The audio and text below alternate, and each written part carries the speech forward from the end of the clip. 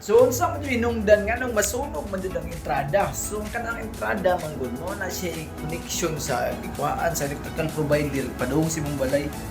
So sila ang nag-supply sa imong kuryente. Depende din ha sa inyong lugar kung kinsa ang electrical provider. So karon ang akong topic is may tungod sa kanang nasunog bitaw. Nasunog ang service entrance, so daghang posibilidad may tabo ana. Pwede masunog ang imong balay, ang imong gihaguan, ang mahal sa imong kinabuhi, o imong pamilya o imong kabit.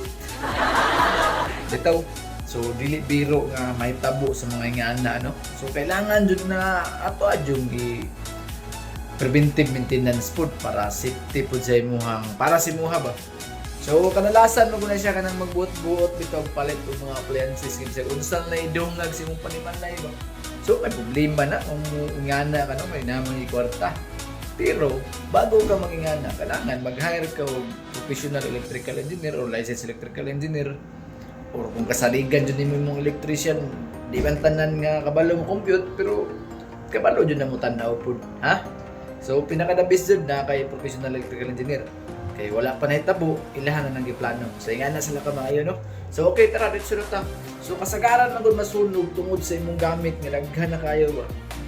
For example na kay floor type nga with aircon, na kay mga heater, sa pa mga motor o mga electric chair o kasi unsa mga basta mga kuryente, mga gamit, mga load subscription system nagsigig dungag.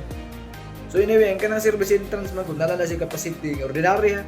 Nala na siya na 8,000 watts kung malapas ka na abnormal lang linya si mong kuryente na. So toasted yun na siya based on my personal experience.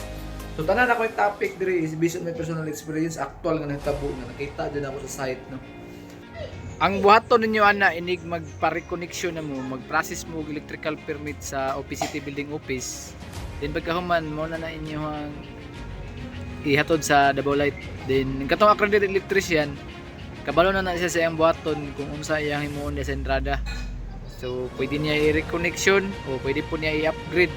So para sa kuha mas dabi si upgrade jud para na nakay kaugalingong transformer para maka-provide sa imong kinahanglan nga load.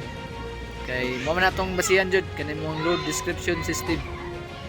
So good luck sa inyong mga patrabaho din na bye for now and flying peace.